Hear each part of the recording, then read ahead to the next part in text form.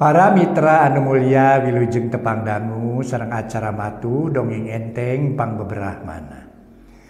Mang Jaya sapara kanca bade neraskeun hanca dongeng nu katunda carios nyambung judulna nyata Rusiah Curug Cikidang. Ieu dongeng para mitra karangan Kileuksa ayeuna teh nincak bagian katilu para mitra. Sabada namatkeun bagian kadua ayeuna nincak bagian katilu. Atuh Mang Jaya ngahaturkeun nuhun ka wargi-wargi Mang Jaya di mana wae linggihna nu sami-sami ngabandungan dongeng. Mugi-mugi dongeng-dongeng ti Mang Jaya official ieu tiasa katampi kalayan kabingahan. Atuh para mitra dina tangtos nage sabada namatkeun bagian kadua neraskeun bagian katilu. Kangge wargi-wargi Mang Jaya ngahaturkeun nuhun. Salajengna anu paresna noe subscribe sareng locengna, nu paresna noe like-na, nu sering ngabagikeun, sering komentar hatur nuhun, anu aya saweranana ge hatur nuhun para mitra, mangga nyangakeun bae di Mang Jaya official. Etang-etang hiburan pang beberahmana, carios nyambung nu judulna nyaeta Rusiah Curug Cikidang. Mang Jaya ngahaturkeun wilujeng ngadangukeun mugi-mugi dongeng-dongeng ti Mang Jaya official tiasa katampi kalayan kabingahan. Rusiah Curug Cikidang karangan Kileuksa dina bagian katilu urang lajengkeun wilujeng ngadangukeun.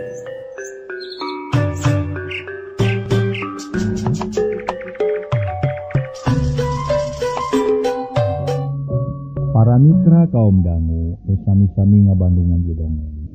Wilujeng tepang dangu sareng acara matuh dongeng enteng. Mang Jaya bade neraskeun hanca dongeng nu judulna nyaeta Rusiah Curug Cikidang. Para wargi sadaya ayeuna nincak bagian katilu. Nya dina akhir bagian kadua. Urang parantos sami-sami ngabandungan harita teh Kimantarja aya nu ngonang.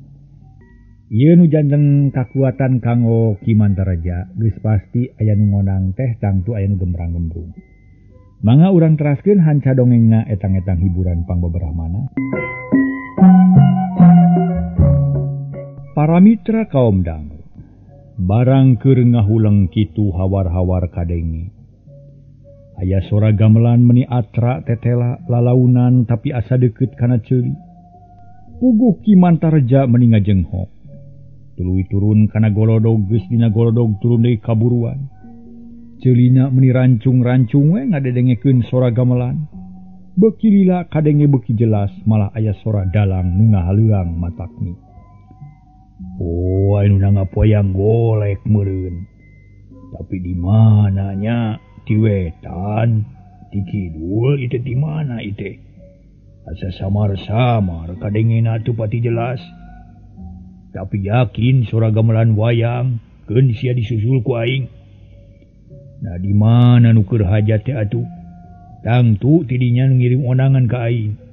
Ceuk Kimantarja bari terus asup deui ka imah. Terus dangdan rapih pisan malah teu poho mawa bedog pasren. Lantaran zaman hari tarek lalajo teh tara lemor bisi aya karaman. Komo da balikna nyorang leuweung bisi papangih jeung oraya atawa maung nu matak pakarang teh tara tingalin. Sanggeus tarap ti Kimantarja teu pikir panjang. Tuluy nulakan panto ti luar kenceling init ngajugjug ka tempat datangna sora. Lempang ngagedig bangun rusuh kawas nu hayang nyusul ka semah teh. Barang serog ka sisi lembur Kimantarja ngareneg heula. Tuluy rarat-reret kana kebon jagong nu aya di sisi lembur. Breh nempos nu geus bodas cangkangna. Tananing geus kolot, kalayan teu loba pikir tuluy eta jagong teh dirawel. Harita kena dipesek sanggeus beres kakaranurikeun lalampahanana. Bari mocelan jagong sasiki-sasiki tuluy dipurageun sapaparat jalan, diatur anu sakira manjang jeung moal pegat. Kalayan beuki jempling nu kadenge iwati bebence jeung cari cangkas. Sakapeung kadenge sora lonok tapi Kimantarja teu malire kana bawa kaayaan peuting. Tuluy leumpang bari murag-muragkeun jagong. Beuki lila beuki jauh ti lembur sarta sora gamelan beuki atra kadengena. Akhirna anyog ka sisi walungan atuh meuni ngajenghok Kimantarja teh. Sabab asa apal kana eta walungan ngan anehna teh aya sasaktina awi jeung loba jalma nu keur caricing jiga nu keur megat Kimantarja. Nah di mana ieu teh? Jeung deui saha nu ngahalangan jalan? Barudak lenger atawa keur naon? Wah begal ieu, tapi da aing mah teu boga niat jahat rek diliwat we ku aing. Cek hate Kimantarja bari tuluy ngalengkah deui. Ngan jagong disakuan heula jeung deui sikina karisa eutik. Lareng ngaliwatan sasak malah mah nyebut punten sababaraha kali. Ngahargaan kanu keur dariuk dina sisi sasak. Nu diliwatan ngajawab kalayan sopan, tetela teu aya ngaganggu. Akhirna sasak geus disorang breh nempo jalan lempeng jeung caraak. Di kajauhan katempo loma damar sewu anu ditihangan di sisi jalan. Sedengkeun sora gamelan beuki tarik malah mah. Ayeuna mah para mitra mah yakin yen di dinya aya nu keur nangap wayang golek. Kimantarja beuki panasaran tuluy leumpang muru anu keur nangap wayang. Malah bari leumpang teh gawe nararat-reret nempoan kaayaan di dinya, tapi teu apal sabab teu bisa nempo kanu anggang ngan di sisi jalan hungkul nu katempo teh. Jagong beak dipurag-puragkeun bari leumpang. Ngan untung geus tepi kanu dijugjug, jalma nu lalajo meuni pagelek-gelek. Nu dagang ngajajar wayang golek keur beujeuhna rame. Dalang bisa pisan cumaritana nu lalajo surak jeung keprok ager-ageran. Puguh Kimantarja jadi kabengbat, manehna anteng lalajo tukang jalma loba. Nangtung rada misah tinu loba ngarah laluasa jeung nengang ka hari. Barang keur jongjon lalajo aya dua jalma nu ngadeuketan horeng dua semah tadi nu nganteurkeun surat. Yakin pisan jalmana eta, sabab pakaian jeung dedegan sarua barang jol gepok ngomong sopanaker. Bapak, ulah di dieu nongtona margi diantos pisan di payung kuno kagungan damel ieu teh. Mangga urang kalebet we sareng abdi bilih palai ngaleut mah. Cenah para mitra bari rengkuh hormat.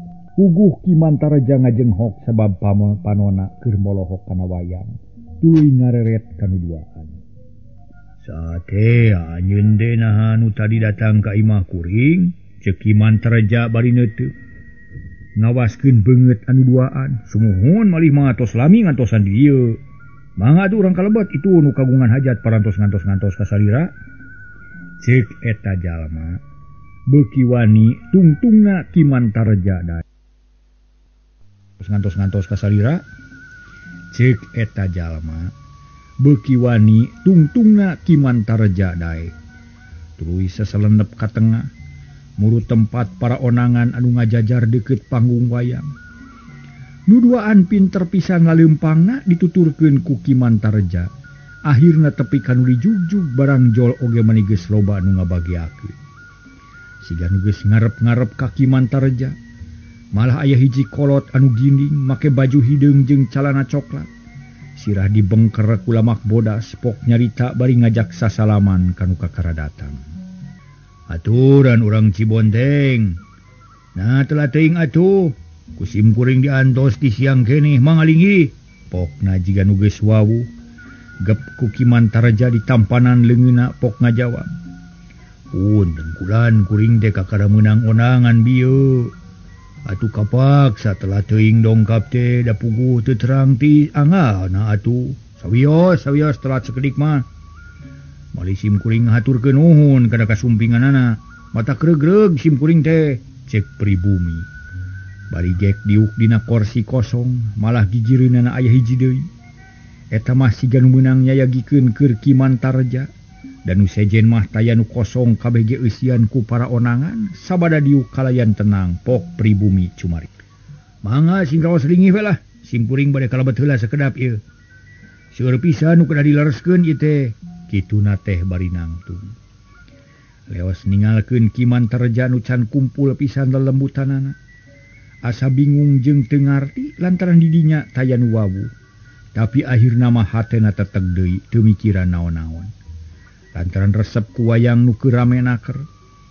Harita teh geus bijil kula warga Lurah Semar. Atuh teu wudu nu lalajo teh meuni eak-eakan surah.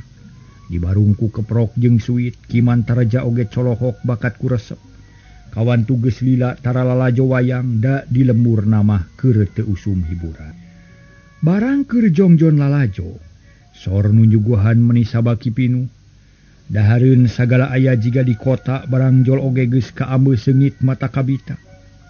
Eta susuguh ditunaan dina meja leutik hareupeun Ki Mantareja. Da puguh dianggap onangan penting, diukna ge beda jeung nu loba sagala rupa pangalusna. Mangga ngaleut juragan, ceuk nunyuguhan bari ngaleos deui. Ari Ki Mantareja ukur ngareret tuluy melong kana susuguh nu ngabarak dina meja. Sadengkeun nunyuguhan mah geus jauh deui. Mata kabita dahareun teh sareungit jeung haneut keneh sigana teh. Lantaran ngebuul keneh, tapi aing moal kabeng baat kuno kitu patut bisi matak jadi panyakit pikeun aing mah. Meninggal lalajo wayang susuganan aya luang tina lalajoan. Ceuk hate Ki Mantareja bari melong deui kana wayang, teu malire kana kadaharan nu geus ngabarak. Wayang beuki rame nu lalajo teu weleh surak nanakeun panuju kana bojegan Kidalang. Da meuni seah mata katorekan para onangan sarua resepeun kana wayang. Da loba nu keprok bari seuri pating barakata ngan Ki Mantareja nu teu kabawakeun teh. Ajan resep ge baeud bae manehna mah sabab asa teu puguh dan nu ngajajar tukangeun jeung gijireun teh taya nu wawuh. Malah pipikiranana uleng.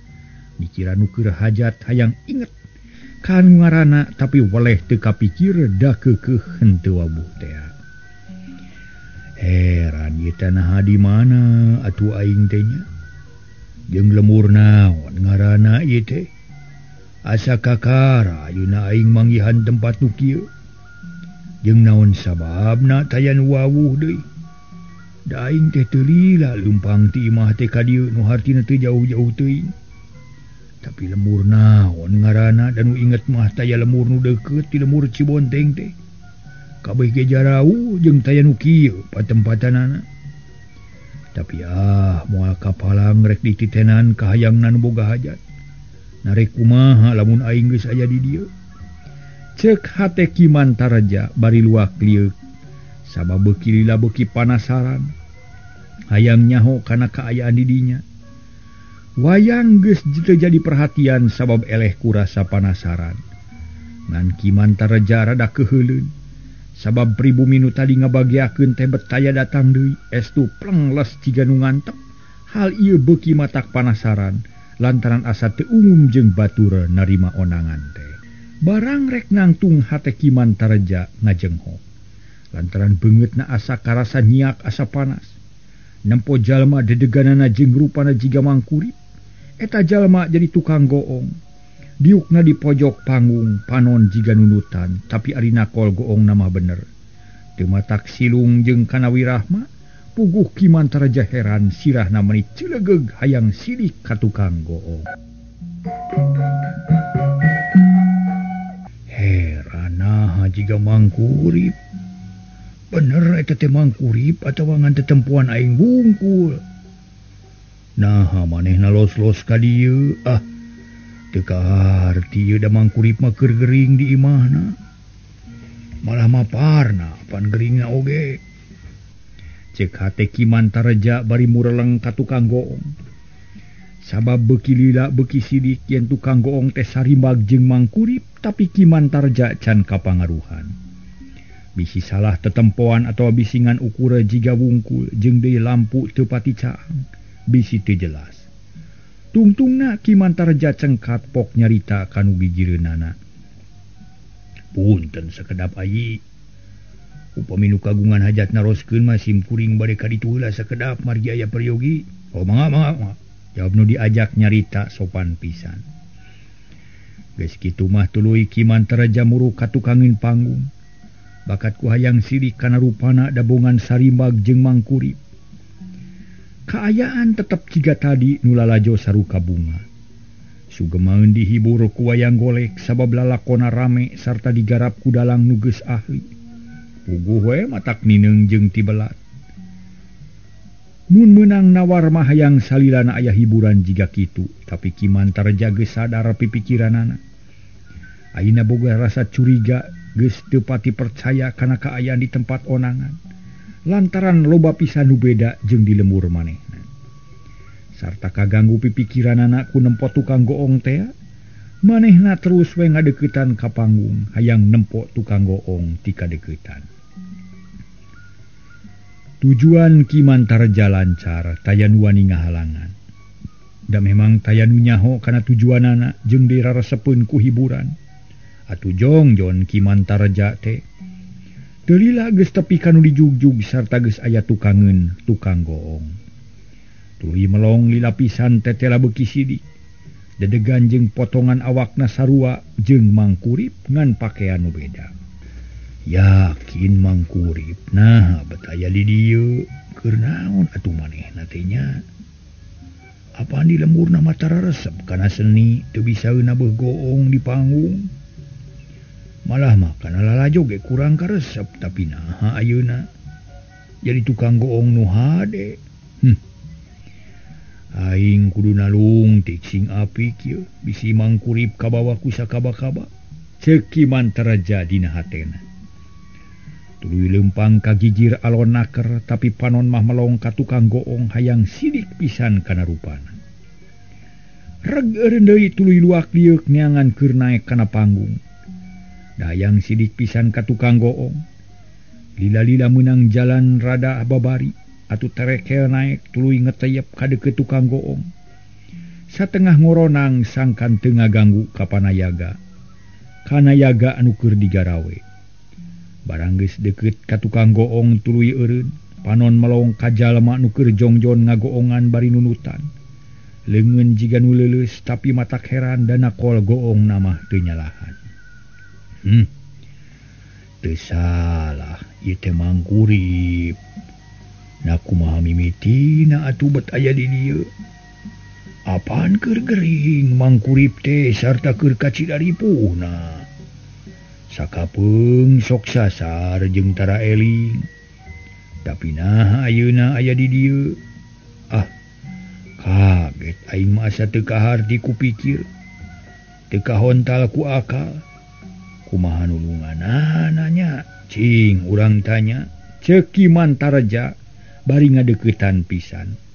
Malah madiukna ngareneng jeung tukang goong nu dihareup teu katempo lantaran kahalangan ku goong gede nurubak jeung jangku. Mangkurip pokna bari Noel brai tukang goong beuntak. Tapi leungeun tetep nakolan goong sairama jeung gamelan. Barang panon bantrok jeung Ki Mantarja menibun celik kawas nu reuwas. Tapi teu ngajawab kalah colohok kawas nu teu bisa ngomong. Mangkurip, wah atawa henteu ka kuring, cik jawab mang. Sabab kuring ti keur neangan mamang ieu teh. Ceuk Ki Mantarja nanya deui bari ngaharewos. Beuki panasaran lantaran tukang goong jiga sarua jeung mangkurip. Da ditanya meuni curing hak tapi teu ngajawab. Malah ieu ge kitungan saukur melong lila pisan. Leungeun tetep nakolan goong atuh karunyangeun Ki Mantarja teh tuluy manehna mikir sangkan bisa nyarita jeung tukang goong. Susuganan bisa ditanya kateranganna. Ari anjeun teh saha ngaran teh urang mana asal? Geus lila jadi tukang goong, cik jawab mangke ku kuring diburuhan. Ki Mantarja ngolong-ngolong ka tukang goong tapi tetep si tukang goong teu ngajawab. Puguh Ki Mantarja jadi keheuleun. Tungtungna gep leungeun tukang goong teh dicekel malah mah rada dicentok. Pluk panakol goong murag. Mangka ningkeur usum nakol goong gede harita si cepot keur ngigel. Atuh dina godegna para mitra teh ngajeblos teuningang kana wirah magoong keur nu lalajo surak. Marukana dihaja meh rame minangka bodorna meureun. Malah para nayaga nu sejen ge teu amek dan nu ngigelna si cepot atuh teh aya nu ngareret ka tukang goong mangandalang we nu ngamek haok nyarekan bari si cepot sinamali ka tukang goong. Tukang goong kas balan sakunaon ye sentimen ka aing ha? Nanti nyawa ya keungeun siapa dulu. Kudu aing ngajeblos ya teu keunang kana goong ya aduh. Kudu angen mah seueul. Sing bener saja we ha. Kawas nu tara wae sia. Mun sakali deui nyeun ketak kitu sia moal dibayar sia honorna ku aing deuleu. Ceuk dalang make sora si cepot. Gara nu lalajo surak kalah kabeuki rame para mitra. Meuni ayeuh-ayeuhan. Bakat ku sugema sedengkeun tukang goong katara bangun gugup tapi teu buru-buru nyokot panakol goong kalah mureleng ka Kimantareja. Nu murageunana gero Kimantareja nemalan si Cepot. Cepot licik, kami malain sentimen tapi panakol goong leungit, wayana sakitu malah. Baiklah teruskeun gigeuna. Keur nu lalajo surak beuki rame atuh si Cepot nyeleukeuteuh seuri terus nitah ka panayagan sangkan neruskeun abeuna rek nuluykeun ngigel. Para mitra kaum dangu, tapi samemeh perung Kimantareja nakol goong gede satarik. Sorana seber henteu anteb atuh si Cepot teh malik deui ka tukang goong tuluy ngawak-wak nyarekan lak-lak dasar bakat ku amek. Tapi ku tukang goong teu ditemalan lantaran tukang goong teh jiga mangkurip. Memeh nepi kana lemah dirabu ku Kimantareja celeng dibawa luncat kaluareun panggung. Ngan samemeh tepi ka lemah iket Kimantareja tikait kana panggung. Atuh tingaleun arek dicokot heula sieun katewa ku para nayaga. Tungtungna beretek lumpat bari mayang tukang goong nu colohok bengong. Teu ngarti kana pamolah Kimantareja keur nayaga ribut lantaran tukang goong leungit. Dalang nyarekan make sora si Cepot tapi nu lalajo kalah kabeuki rame surak jeung keprok. Nu pating saruit patarik-tarik. Disangkana ribut di panggung teh ngabodor ngaheureuyan si Cepot. Puguh kaayaan jadi teu puguh gamelan hamar. Goongna ataya nu nakol. Jung tukang saronang tung haok ngagorowok ka si Cepot nu keur nulak cangkeng. Ki Astra, tukang goong teh leungit aya moal kabur. Wayana moal lakong ngigel teh, bakal cawerang jiga angeun teu make uyah. Lantaran tukang goongna leungit nun. Kitu pokna bari gek diuk deui. Atuh meuli curing hak dalang teh ayeuna mah teu malire kana wayang. Manehna kaget ngadenge laporan ti anak buahna nu netelakeun yen tukang goong teh leungit. Jeung dia memang sorana geus teu kadenge. Nah ka mana make leungit? Kuris sakieu ramena teh kalah kadiganggu. Jeung dia eta mah tukang goong meunang nyewa euy hese neangan pigantieunana. Kauna mantogna cenah. Cek dalang bari culeungeu. Teu malire ka si Cepot nu nanceb keneh dina gebog. Nu lalajo ngadak-ngadak jempe kabeh ngarasa kaget ku kekecapan dalang jeung tukang saron. Sarerea teu ngarti kana maksuda atuh jadi simpe wayang teh. Malah gamelan ngadadak jempe wayang ge eureun sakaligus. Tadi mah jiga nu luncat kaluar, cek tukang kenang ngagorobo. Tapi rada tari rada laun para mitra. Manehna nempo sareretan kanu luncat. Malah iketna ge ngait dina hateu panggung. Atuh kaayaan beuki tagiwur nu lalajo miti goyang malah onangan loba nu nangtung. Tuluy ngarogrog kana panggung. Hayang nempo ka tukang goong bisi bohong leungitna. Tapi barang ditempo teh tetela eueuh tukang goong kari urutna. Waduh, kumaha mun geus kieu ye. Mangka ninggal lakon keur dina pentingna ieu teh cik neangan heula keur gantina euy. Bisi lalajo baralik manten. Heukeur ramena ieu teh. Cek dalang bari nangtung rada keheuleun ngadenge tukang goong kabur sabab kacida gede gunana goong teh. Anak buah dalang jempe sarerea ngarasa bingung da eueuh pigantieunana. Hese ari ngadadak mah sedengkeun lalajo geus mimiti pating gorowo kawas nu amek. Malah nu boga hajat ge turun ti imah nyampeurkeun kana panggung. Nanyakeun kajadian nu tumiba ka para nayaga. Terus ku dalang dijelaskeun perkarana atuh meuni ngahuleng nu boga hajat. Siga nu amek ka tukang goong anu kabur. Tungtungna nu nangap wayang teh tagiwur teu puguh. Nu lalajo pating gorowok sangkan hiburan dituluykeun. Tapi tukang goong can meunang keneh da puguh teu boga keur gantina. Eta ge meunang nyewa cenangan teu diterangkeun teuing ti mana nyewana. Kaayaan dinu keur hiburan teu kungsi kanyahoan tuluyna lantaran sanggeus aya kaributan kitu wayang teh eureun. Nu lalajo bubar kaayaan jadi simpe teu matak. Ayeuna kocapkeun Kimantareja nu mamawa tukang goong. Harita teu malire kanu sejen tuluy bae lumpat satakertanaga ninggalkeun tempat anu dia nangap wayang. Kimantareja lumpatna tarik ngablesat teu kirat. Kawan tu lain jalma kosong molongpok manehna boga ilmu nu cukup. Jeung deui pipikiran beuki caang yen manehna pasti keur aya di alam anu teu kaharti ku manehna. Anu matak buru-buru kabur satarikna. Gancangna carita para mitra. Kimantareja anjog ka sisi lembur di dinya geus reang sora hayam jago nu kongkorongo. Horeng geus nincak kana wanci janari di wetan geus hibar ku fajar. Malah tukang nyadap geus aya nu init ka pangulaan. anu jauh ti lembur. Reg para mitra Kimantaraja eureun. Tuluy ngareret ka tukang goong ceuk pangrasa nama dipayang keneh barang breh tengan saukur mayang dahan bobo sagede leungeun. Atuh meni ngajenghok Kimantaraja, tuluy ngahulang mikiran eta kajadian tungtungna lung para mitra. Dahan anu tadi dipapayang teh dipiceun. Geus kitu tuluy luak liuk jiga anu teu apal jalan, tapi geus rada lila mah sadar pisan geuwat ngusap beungeut sarta mucap istighfar, geus kitu pok ngomong sorangan. Astagfirullahalazim. Heran atas tim mana aing teh nu sanyana atuh. Jeung deui naon sabab namang kurip menjadi dahan kain nu geus bobo ieu teh. Tapi teu kudu dipikiran ayeuna, anu penting mah aing kudu salamet heula nepi ka imah. Pangalaman anu tadi urang badamikeun jeung Aki Santri. Kabeneran geus ubuh moal lila ge beurang. Geus ngomong kitu mah tuluy leumpang muru ka imahna. Dibagiakeun ku raongna sora hayam jago nu kongkorongo. Beuki lila beuki rame, malah mah di wetan teh beuki hibar bae, tandana tereh beurang. Sanggeus nepi ka imahna Kimantaraja kacai heula rek mandi. Rengse mandi terus salat subuh lantaran kaayaan geus subuh, dituluykeun ku wiridan. Nganuhunkeun ka Nu Maha Kawasa. Nu geus nyalametkeun dirina tina gangguan siluman. Sabab ayeuna mah beuki yakin, ngarasa yakin yen manehna tas nyaba ka alam gaib.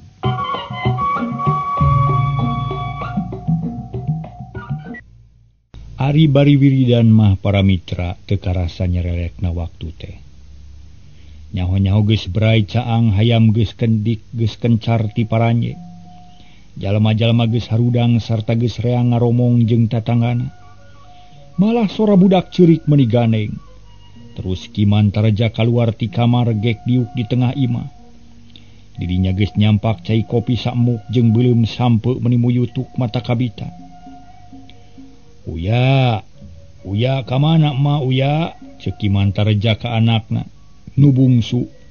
Nanyakeun pamajikanna nu can katempo da tadi teh tekung si tepung. Nuju ka cai mama bade ngisikan sun bari umah piring. Oh, keun bae atuh. Kimantaraja teu ngomong deui tuluy nginum cai kopi bangun nikmat. Puguh matak seger lantaran sapeupeting ngadon ngider kanu jauh. Lalayo wayang bari jeung teu pararugu.